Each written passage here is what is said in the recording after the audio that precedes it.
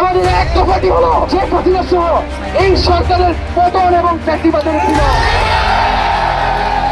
আমরা পদক্ষেপ দিয়ে তাকে কোনো এক্সিকিউট দিতে চাই না।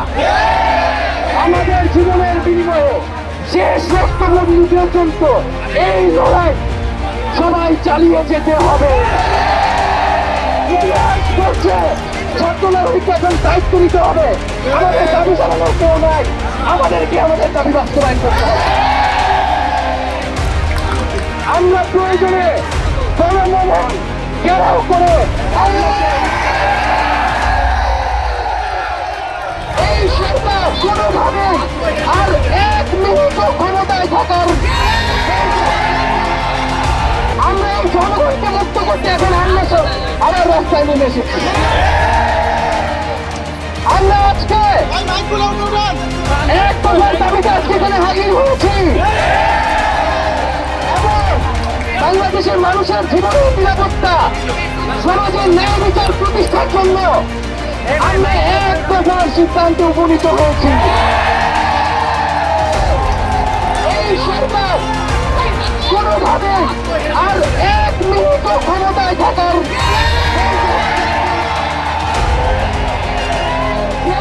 বলেছেন গণভবনের দরজা খোলা আছে।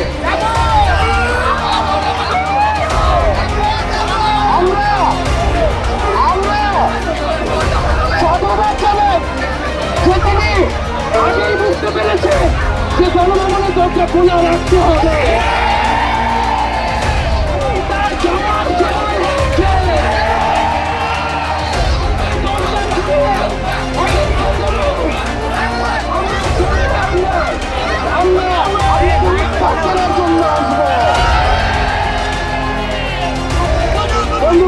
আমরা খুবই স্পষ্ট কথা, শুধু শেখ হাসিনাকে পদত্যাগ করলেই হবে না।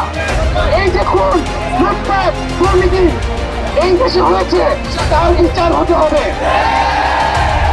আমরা পদত্যাগ দিয়ে তাকে কোনো এক্সিকিউট দিতে চাই না।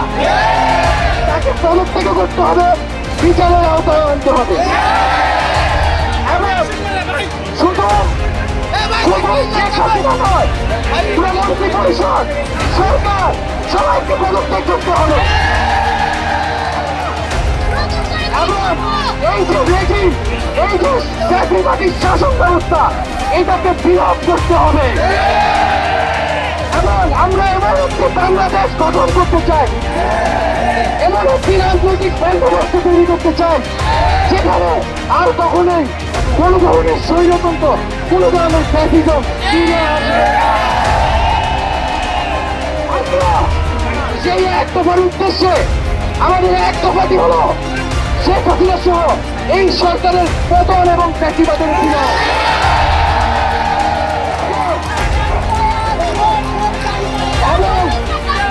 শেখ হাসিনা এবং এই সরকারের লুটপাট, গণহত্যা সহ দুর্নীতি সহ সকল কিছুর বিচার নিশ্চিত করা,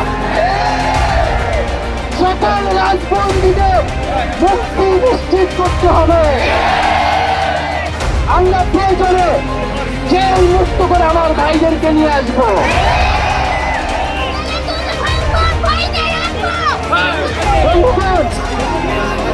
আমরা জেলের দরজা ভেঙে আমার বন্ধুদের ভাইদেরকে মুক্ত করে নিয়ে আসবো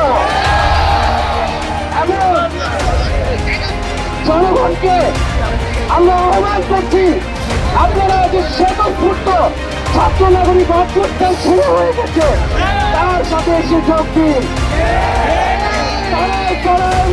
মহল্লায় সংগঠিত হন এবং আমরা খুব দ্রুতই বৈশ্ববিরোধী ছাত্র আন্দোলন থেকে ছাত্র নাগরিক অভ্যুত্থানের জন্য সর্বস্তরের নাগরিক ছাত্র সংগঠন এবং সকল পেশাজীবী মানুষের সাথে মিলে সম্মিলিত মোর্চা ঘোষণা করব।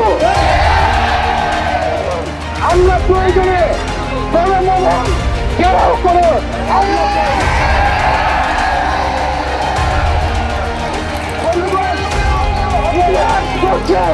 ছাত্র নাগরিককে এখন দায়িত্ব নিতে হবে।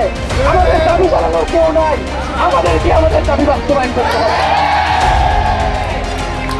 জনগণ যদি সরকারকে প্রত্যাখ্যান করে, সরকার যদি জনগণের বিপক্ষে দাঁড়ায়, সেই সরকারের হুকুম মানতে আপনারা আর বাধ্য নন।